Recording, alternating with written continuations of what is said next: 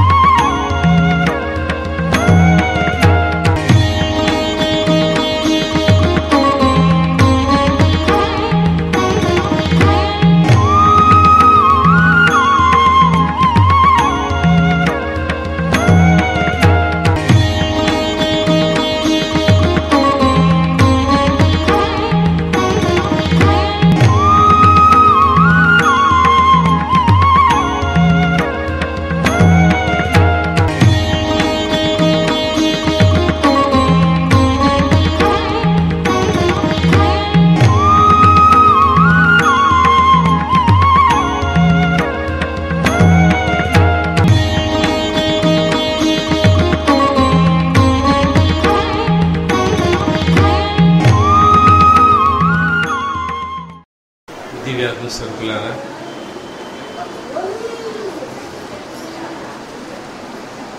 మనం ఎన్నో పూజలు చేసుకుంటున్నాం, ఎన్నో వ్రతాలు ఆచరిస్తున్నాం. భారతదేశం యోగభూమి, కర్మభూమి, తపోభూమి, పుణ్యభూమి, వేదభూమి. ఒక్కొక్క మహాత్ముడు రాజు, మహారాజు, యోగి, బైరాగి అన్ని రంగాల్లో మాట ఇచ్చి నిలబెట్టుకున్నారు. శిబి చక్రవర్తి ఒక గద్ద, ఒక పావురం వస్తే తన తోడ నుంచి మాంసం కోసి తకటలేస్తూ పోయాడు. సత్య హరిశ్చంద్రుడు మాట ఇచ్చాడు సత్యం గురించి. ధర్మరాజు జీవితం అంతా అబద్ధం ఆడకుండా చక్కగా తన జీవితాన్ని గడిపాడు. అబద్ధమాడను, ధర్మాన్ని పాటిస్తాను, ధర్మం అనే బోర్డుని తీసుకొని దాన్ని మన భారతదేశానికి తన జీవితాన్ని అంకితం చేశాడు. భారతదేశంలో శ్రీకృష్ణుడు, శ్రీరామచంద్రుడు తాకిన కొండలు. మరి నీరు, వాళ్ళు ముట్టుకున్న నీరుని మనం స్వీకరిస్తున్నాం, తాగుతున్నాం. భారతదేశంని హిందూ దేశం అంటారు. సింధు నది నుంచి మనం వచ్చాం. తెలవక భాష మారింది, హిందూ అని మారింది. మనం భారతీయులు. రుచి సాంప్రదాయకం, బలమైన సాంప్రదాయకం. మనలో ఐక్యమత్యం లేక మనం పతనమైపోయాం. మన భారతదేశం వట వృక్షం లాంటిది, మర్రి చెట్టు లాంటిది. ఎప్పుడు ఆగదు మర్రి చెట్టు. వేలాది సంవత్సరాలు పుడుతూనే ఉంటుంది. ఒక కొమ్మ వంగిపోతుందంటే దానికి ఏరై నిలబడి మళ్ళీ దాన్ని లేపి పట్టుకుంటుంది, జాగ్రత్తగా కింద పడివదు. అలా మైళ్ళ కొద్ది ముందు పోతుంది. భారతదేశం వృక్షం లాంటిది. భారతదేశం గడ్డపై ప్రతివాడు ఆశించాడు. భక్తి జ్ఞాన వైరాగ్యానికి ఆశిస్తే బాగుండే. అన్నిటికీ ఆశించి దోచుకుపోయారు. భారతదేశంలో నిలవడానికి ప్రతి మతస్థునికి చోటిచ్చింది భారతదేశం. ఏ మతమైనా, ఏ దేశం వాడైనా నేను మందిరం కట్టుకోవాలి, ఒక మస్జిద్ కట్టుకోవాలి, ఓ చర్చ్ కట్టుకోవాలి, ఓ బుద్ధిజం మందిని కట్టుకోవాలి, ఓ బుద్ధుని నిలబెట్టుకోవాలి అది వింతగా విచిత్రంగా చూసేవాడు. ఎప్పుడు కొట్టి పడేవేయలేదు. భారతదేశం సురక్షితంగా అందరికీ, ఎన్నో దేశాల్లో రకరకాల కష్టాలు ఉంటాయి, భారతదేశంలో అలాంటి కష్టాలు లేవు. దానికి కారణం మహాత్ములు మహాపురుషులు జన్మించి వాళ్ళు పూజలు అందుకొని వాళ్ళు తపస్సులు చేసి, ప్రళయం తక్కువే, సునామీ తక్కువే, అగ్నిపర్వతాలు తక్కువే మన దేశంలో. అన్ని రకాలుగా రక్షణ ఉన్న దేశం భారతదేశం. ఈ దేశంలో ఏ మతస్థుడున్నా తల దాచుకున్నా, వాళ్ళు చిన్న చెట్లు పెద్దగైనా, వాళ్ళు చిన్న కుటుంబం పెద్దగైనా వాళ్ళు భారతీయులే.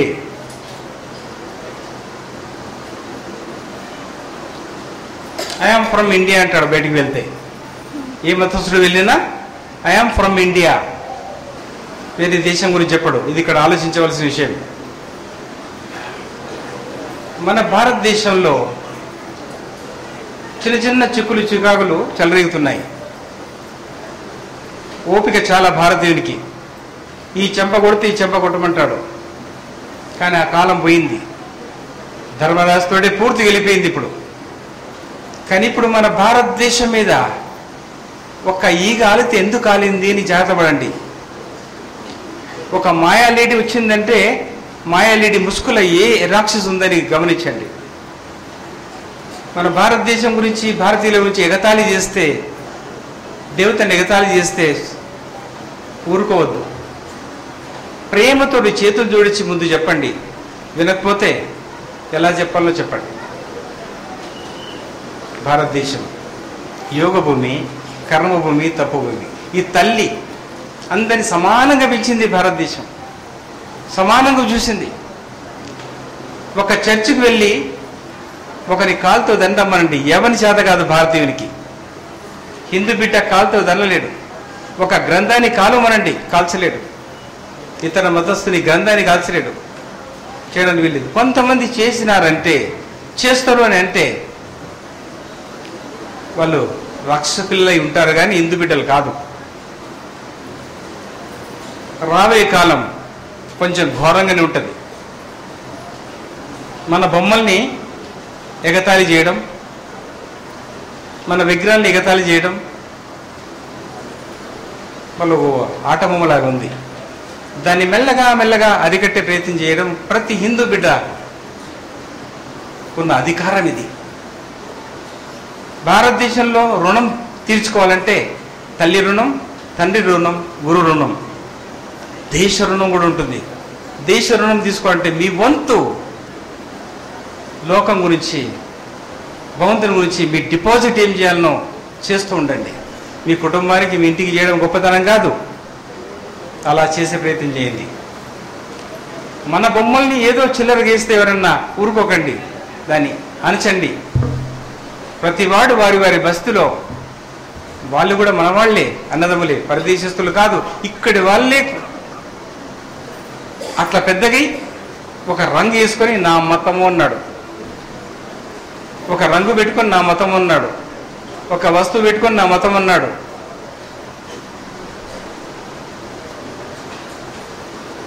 ఒక మందిరంలో ఉన్న మూర్తిని తీసి అది ఇంకో మందిరం అన్నాడు.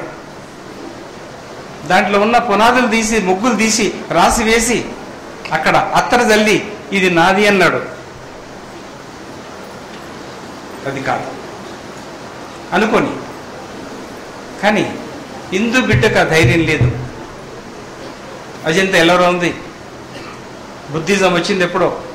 కానీ వాళ్ళు అజంతా ఎల్లరో బుద్ధులు చేసింది కాదు, పై వాళ్ళు దిగి చేశారు. శిల్పిగా తయారై వండుకొని తిని వాళ్ళతో పాటు వాళ్ళు మొత్తం గుహలన్నీ బొమ్మలుగా మార్చేశారు. మన భారతదేశం యోగ భూమి, పుణ్యభూమి అంటే, కర్మభూమి అంటే చిన్నది కాదు, చాలా పెద్దది, బలమైంది, విలువైంది. అయితే హిందూ దేశానికి వటవృక్షాన్ని ఎవరు కొట్టకుండా జాతపడండి. దాని పూలు కావాలంటే ఇవ్వండి, దాని మొదలు కానీ ఏళ్ళు కానీ కొట్టనీయకుండా కాపాడే బాధ్యత ప్రతి హిందూ బిడ్డ మీద ఉంది. ఈ రోజు నుంచి మీరు చక్కగా గమనించండి. దివ్యాసు సభకులారా, జాతులు 4: క్రిమికీటకాలు, పశుపక్షులు, జంతువులు, మనుషులు.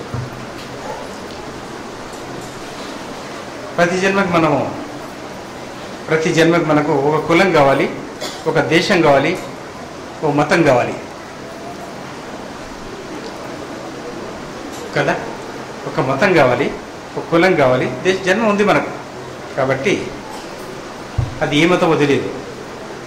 రామ్ ఈరోజు, రేపు రహీం, తర్వాత జాన్. తెలియక అజ్ఞానం వల్ల పాపం మన అన్నదమ్ములు, మన బిడ్డలు పొరపడుతున్నారు. తెలియక, తెలిసి కాదు. జీసస్ని మొదలు కొడుతున్నాడు. ఇలా శిలో మీద వేసి మొదలు కొడుతుంటే, దేవుడా నా బిడ్డలు ఏం చేస్తుండో వాళ్ళకి అర్థమైతే లేదు, వాళ్ళు నన్ను అపార్థం చేసుకున్నారు, వీళ్ళని క్షమించు అనే ధైర్యస్తుడు జీసస్. రాముడు కూడా లంకలో సీతని టెస్ట్ చేసి అతని ప్రవేశించి తెచ్చారంటే ఎవడు చూసిండండి అక్కడ, నేను చూడలేదు కదా అన్నాడు ఒక సాకర్ ఆయన తెచ్చి వెళ్తున్నాడు సీతని. నేను అసుంటున్నా, నా భార్యని పంపిస్తా అని కొట్టి కొట్టి బయట పంపించాడు. రాముడు విన్నాడు. నిండు గర్భవతిని కూడా పోయి అడుగులు వేసిపెట్టాడు. ఇది హిందూ బిడ్డ, ధర్మం, నీతి, నిజాయితీ. మన గురించి, మాట గురించి, వాక్కు గురించి వాళ్ళ జీవితాన్ని ఆర్థిక పరుగులాగా కాల్చుకొని మనకు వెలుగునిస్తూ వాళ్ళు బూడిదై మసైపోయారు. అసలు భారతదేశం ఇది మనది. అందరి దేవుడు ఒకటే. ఒకటి ఏంటంటే హిందువులల్లా దేవుడు ఎక్కువ, దేవుళ్ళు ఎంతోమంది ఉన్నారు అంటారు. ఇక్కడ చూడండి, సద్గురు దేవుడు ఇక్కడ ఉన్నాడు.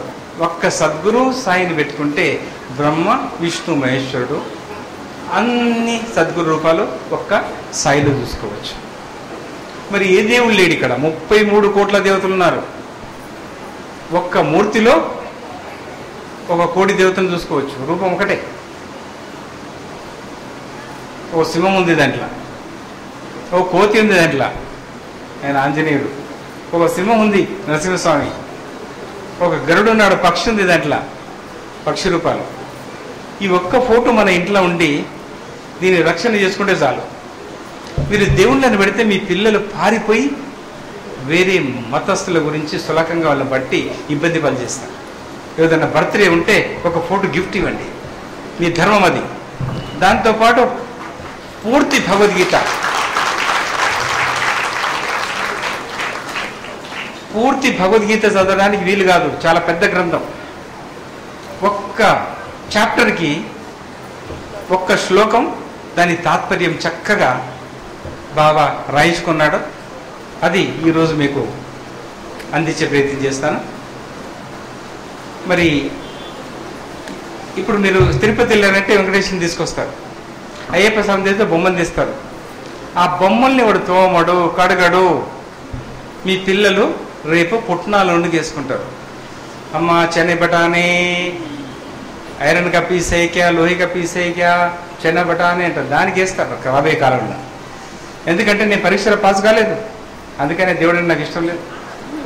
నేను అనుకున్న వరుణ్ణి దొరికించుకోలేదు, పెళ్లి చేయలేదు ఆ దేవుడు, అందుకే నాకు ఇష్టం లేదమ్మా తీసేయంటుంది. వాళ్ళు దీయకముందే మీరు అన్నీ ఒక సెల్ఫ్లో పెట్టి దర్శనమూర్తిలో పెట్టుకోండి. మీరు ఈ ఒక్క ఫోటో ఉంటే ఏ దేవుడు గదిలో చూస్తా నేను. సాయి చక్కగా వెళ్ళి, అయ్యా నీ గురించి ఎంత అంటున్నారు నాయన, రామయ్య అంత మీద కూర్చున్నావు, రామయ్య రావయ్యా కిందికని ఈ సాయి లాఠీ పట్టుకొని వెళ్తాడు అనమాట. ఉట్టిగా తామ్రేది చేతిలో లాఠీ పట్టుకొని వెళ్తాడు కొట్టుకుంటా. అందుకని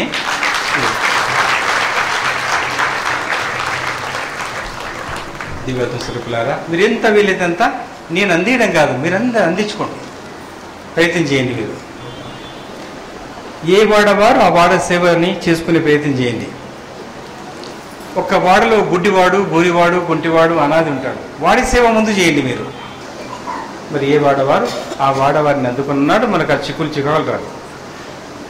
సర్వవేదాల సారం భగవద్గీత, సర్వవేదాల సారం శ్రీమద్ భగవద్గీత. భగవద్గీత ముట్టుకుంటే జ్యోతిష్యుడు, చేయి చూసేవాడు, రాళ్ళెక్కించేవాడు, సమయం చెప్పేవాడు, సమయము చెప్పేవాడు, అన్ని రకాలు బయటపడతా ఉంటాయి. ప్రతి ప్రశ్నకి సమాధానం.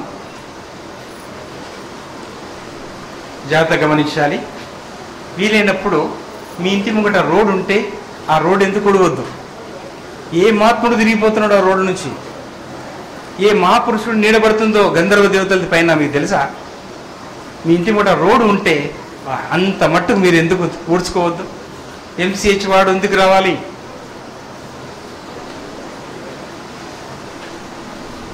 ఈ భగవద్గీత చాలా చక్కని గీత.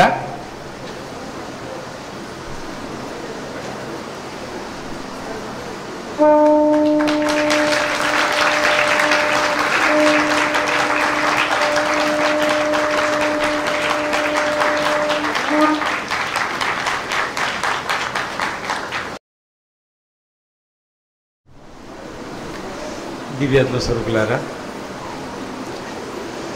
199% కనీసం 90% మానవుడు వ్యాధుల్ని చక్కగా అరికట్టుకోవచ్చు. 90% వ్యాధులు రాకుండా అరికట్టవచ్చు, నివారణ కూడా చేసుకోవచ్చు.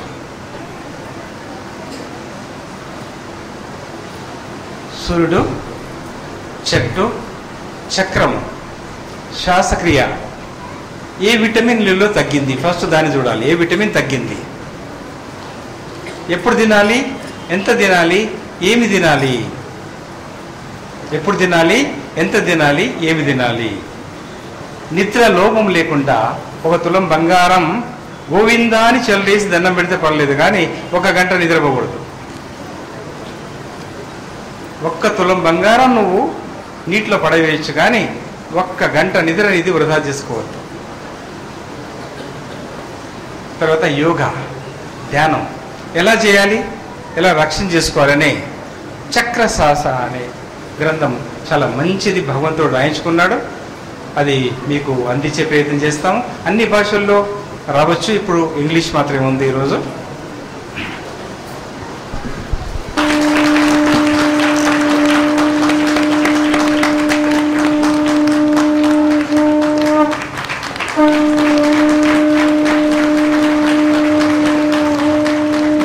దీంట్లో ఉన్న శక్తి ఏంటంటే, ఏ రోగం వస్తే ఏ పండు తినాలి, ఆ రోగం రాకుండా ఉంటే ఏ పండు తినాలి, ఏ ఆకు తినాలి, ఏ కాయ తినాలి, ఏ యోగ చేయాలి, ఏది తినవద్దు. కదా, చక్రాలంటే ఏంటి, సూర్యుడు అంటే ఏంటి, చంద్రుడు అంటే ఏంటి, ఎక్కడ ఏమి దాగి ఉంది? చంద్రుడిలో కాల్షియం దాగి ఉంది, సూర్యుడిలో విటమిన్ ఏ దాగి ఉంది, విటమిన్ డి దాగి ఉంది. ఇలాంటి రహస్యాలు దీంట్లో ఇంకెన్నో పొందపరిచారు. మీరు ఒకసారి చూసి పాటించి 10 మందికి పంచే ప్రయత్నం చేయండి. ఈ గ్రంథాన్ని కూడా. బర్త్డే వచ్చింది, ఒక గ్రంథం ఇవ్వండి. డబ్బిస్తే పోతాయి, ఇది పోతే ఎల్లకాలం ఉండిపోతుంది. ఇంకొక విషయం మేము ముందు పెడతాను, జాగ్రత్తగా గమనించండి. రాబోయే కాలంలో బీపీ ఆపరేటర్ ఎలా వచ్చిందో, బీపీ చూపిస్తుందో, మరి టీవీలో బొమ్మలు ఇట్లా చూస్తామో, ఒక చిన్న మిషన్ వస్తుంది. ఒక మనిషి నన్ను నిలబెడితే స్కాన్ చేస్తుంది మొత్తం. మర్డర్ ఎలా చేశాడో, ఎప్పుడు చేశాడో, ఏ దాంతో చేశాడో అనేది చక్కగా వాని చుట్టూ ఎంతమంది ఉన్నారు అనే ఆలోచన ప్రకారమే అంత సెట్ అయిపోతుంది. మరి ఒక మిషన్ ఇవి చేయని పని కోతి చేస్తుంది. కోతిని వదిలేస్తారు, అది చక్కని జాతకం చెప్తుంది. అది ఎలా అనేది విచిత్రంగా ఉంటుంది. కోతి, పాము, పిల్లి, కుక్క వాళ్ళని పసిగట్టి పట్టిస్తుంది. ఇప్పుడు కుక్కలు కాదు, రాబోయే కుక్కలు విచిత్రంగా తయారై వాళ్ళని పట్టిస్తుంది. అవునా కాదా? వారిని అడుగుతారు. అడిగిన తర్వాత మళ్ళా ఆ కుక్కని నిలబెడతారు. ఆ కుక్క మైండ్లో టేప్ అవుతుంది ఆలోచన. ఆయన పసిగట్టి వాసన చూసి పిల్లి చూసిన తర్వాత లోపల టేప్ అవుతుంది. అది మీరు ఎక్స్రే తీసిన తర్వాత మొత్తం వర్డ్స్ ఎలా ఉందో దాని థాట్, దాని ఆలోచన మొత్తం ఒక కంప్యూటర్లో పడిపోయిన తర్వాత ఎలా దొంగతనం చేశాడు, ఎట్లా దిగాడు, ఎవరిని కొట్టాడు, ఏ వస్తువు కొట్టాడు అనే విషయాన్ని చక్కగా తెలుసుకొని శిక్ష ఇవ్వబడుతుంది. గుట్టల్ని పిండి చేశారు. భూమిలో ఉన్న పెట్రోల్ పూర్తిగా తాగుతున్నారు. 80% విడిచిపెట్టి 20% తాగితే పర్లేదు. ఒక్కరొక్కరింట్లో 10 కార్లు. ఇక రాబోయే కాలంలో సూర్యుని ద్వారా చెత్త ద్వారా, కట్టెల ద్వారా, నిప్పు ద్వారా మన వాహనాలన్నీ నడుస్తాయి. ప్లేన్ కూడా సూర్యుని ద్వారా నడుస్తుంది. అప్పుడు ఇవన్నీ మన మానవుడు బంద్ చేయగలిగితే, నిలపగలిగిన నాడు ప్రళయం రానే రాదు, మనం ఆపొచ్చు. ఇప్పటికీ ప్రళయం మానవ చేతిలో ఉంది. ఇప్పటికన్నా చెట్లు నరకడము, బాములు పెట్టడము, బోరింగ్లు దవ్వడము, అంటే బోరింగ్ తీసుకోవచ్చు లిమిట్ 150, 200, పడలేదంటే వదిలేయాలి. అలా చేసిన నాడు ఈరోజు డిసెంబర్ ఎక్కడ వెళ్ళిపోతుందో, ప్రళయం ఇంకో తిరిగిపోతుంది. భారతదేశం బలమైన దేశం, ఫౌండేషన్ పెద్దది. ఇది మహాత్ములు, మహాపురుషులు, యోగులు వేసిన ఫౌండేషన్. సులభంగా కదలదు. కదలాలని మీరు అనుకొని చెట్లు నరకడం, డీజిల్ తాగేయడం, గ్యాస్ తాగేయడం, లోపడున్న బొగ్గుని పూర్తిగా నమిలివేయడం. ఏదో పండు తుమ్ముకోవడానికి చింతకంటె బొగ్గు, తుమ్మకట్టె బొగ్గుని రాసుకునేవాళ్ళు. వీడు మొత్తం ఇంజన్ ఏంటి రాసేస్తున్నాడు. ప్రతి ఇంజన్లో బొగ్గు తీయాలి, కాల్చాలి. ఇక్కడ నుంచి అక్కడ వెళ్ళాలి, అక్కడ నుంచి ఇక్కడ వెళ్ళాలి. అలా ఆలోచనలు. వెళ్ళి ఏం చేసావు నువ్వు? పెట్రోల్ వేసి అంత దూరం వెళ్ళి ఏం చేస్తున్నావు? ఆకాశం వెళ్ళావు. నువ్వు బతికేది 100 సంవత్సరాలు. 200 అయిందా నీకు? దేవుని ఆశ్రమం తీసుకొని వచ్చావా? 300 అయిందా? క్యాన్సర్తో పోయావు, క్యాన్సర్ బాగు చేసుకొని వచ్చావా? అక్కడ వెళ్తే లాభం ఏమైనా ఉందా? లేదు. రీసెర్చ్ చేయాలి, సోలార్ సిస్టమ్ మీద రీసెర్చ్ చేయాలి, చెట్ల మీద రీసెర్చ్ చేయాలి. మట్టిలో ఉంది శక్తి, దాంట్లో రీసెర్చ్ చేయాలి. ఒక రకమైన ఖనిజంలో ఉంది, బంగారము, లోహం ఎట్లా ఉందో దాంట్లో ఖనిజాలు ఉంది. అలాంటి రీసెర్చ్ చేసినాడు మానవుడు భద్రంగాడు. భూకంపాలు రానే రావు. వచ్చేటివి ఉన్నాయి, ఎక్కడెక్కడో వస్తున్నాయి, చాలా రావచ్చు. ఇప్పుడు వర్షం ఆగిపోయింది. దానికి కారణం మనమే కారణం. మనం జాగ్రత్త పడితే మన రాళ్ళన్నీ ఎక్స్పోర్ట్ అవుతున్నాయి, మన కట్టెలన్నీ ఎక్స్పోర్ట్ అవుతున్నది. మన రాళ్ళు ఎక్స్పోర్ట్ కావడం వల్ల అబ్నార్మల్ బ్యాలెన్స్ పోతుంది. గుట్టలు పెట్టుకున్నారు అక్కడ, ఎందుకు? బ్యాలెన్స్ గురించి. ఆ గుట్ట జరిగి చైనా పంపుతున్నారు, అమెరికా పంపుతున్నారు, కట్టెలు పంపుతున్నారు, రకరకాల వస్తువులు పంపుతున్నారు. దానివల్ల నష్టాలు అవుతున్నాయి. ఆ నష్టాన్ని సరిచేయాలంటే మనం ఎవరు చెప్పినా వినట్లేదు. వ్యాపారస్తులు పెద్దవాళ్ళు అయిపోయారు. వాళ్ళ కోట్లు కావాలి. అందుకే దోసుకు తింటున్నారు దొంగలు. లైసెన్స్ ఉన్న వాళ్ళు ఒక రకంగా దోసుకు తింటున్నారు, లైసెన్స్ లేని వాళ్ళు ఇంకో రకంగా దోసుకు తింటున్నారు. అందుకని దివ్యాత్మ స్వరూపులారా, పంచభూతాన్ని మనం శాంతి చేయాలంటే మీ చేతిలో ఉంది. పంచభూతాలు శాంతి అయితే చాలు. భూమి, అగ్ని, వాయువు, జలము, ఆకాశం, ఇవి శాంతి అయితే ప్రళయం ఆగుతుంది, మనం ఆపవచ్చు. అది ఎలా? కనీసం ప్రతి గురువారం 8 గంటలకి మీరు పంచభూతాలని చేతిలో పట్టుకోండి. పంచభూతాల ప్రతిరూపాన్ని మీ చేతిలో పట్టుకోండి. ఇది భూమి, మట్టి భూమి. దాంట్లో ఏముంది? మట్టి భూమితో తయారైంది. ఇది ఏంది? చిప్ప భూమి. దాంట్లో ఏముంది? జలము. పృథ్వీ మాత ఏమంటారు మీరంతా? పృథ్వీమాత.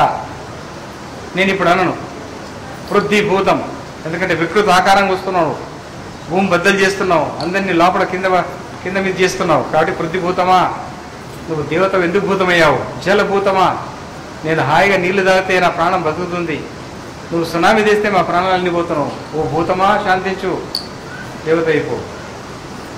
ఆకాశభూతం, వాయుభూతం, అగ్నిభూతం. దీంట్లో నీరున్నది. నీరు జలభూతం. ఇది ఇక్కడ భూమే, జలమే, ఆకాశం. ఆకాశం ఈ రూప్ దీంట్లో కనబడుతుంది. మనం బయటికి వెళ్తే ఆకాశం దీన్ని చూస్తుంది నీళ్ళని. దీని తర్వాత ఎక్కువ మీ మాట వింటాడు. లక్ష్మమ్మ పోయి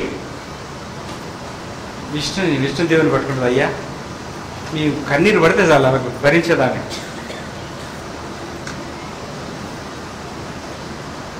ఇది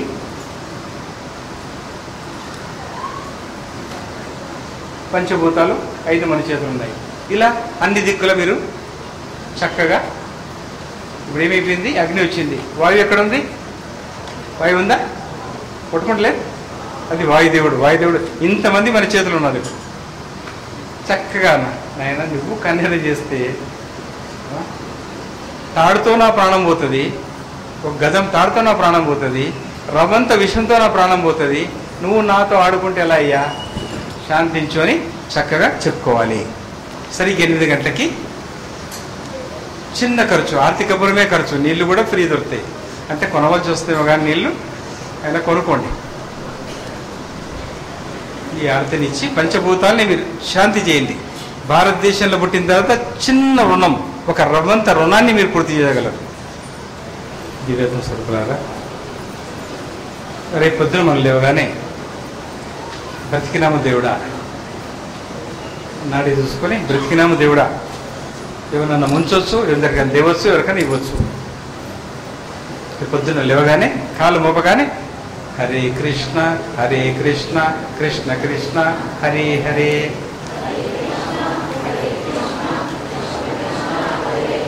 హరే రామ రామ రామ హరే హరే.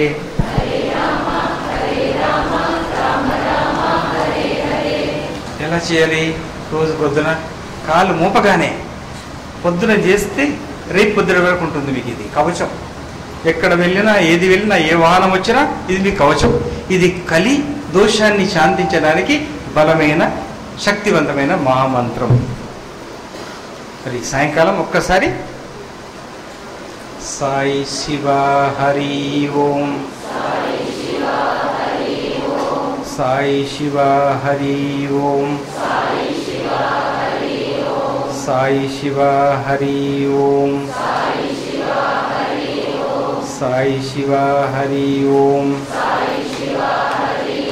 సరిగ్గా 8 గంటలకి యావత్ ప్రపంచంలో భారతదేశం గాలి బిరుస్తున్నారంటే, భారతదేశం భూమి మీద కాలు పెట్టారంటే, ఒక్కసారి ఈ మంత్రాన్ని చక్క చెప్తే సద్గురు శక్తి సులభంగా కదిలి మీ లోపటున్న దుష్ట శక్తిని అంతా సులభంగా వేరే దారికి పంపించి మిమ్మల్ని శుద్ధి చేస్తుంది. జయ జయ సాయి రామ్ సాయి రామ్ సాయి రామ్, జయ జయ సాయి రామ్ సాయి రామ్ సాయి రామ్, జయ జయ సాయి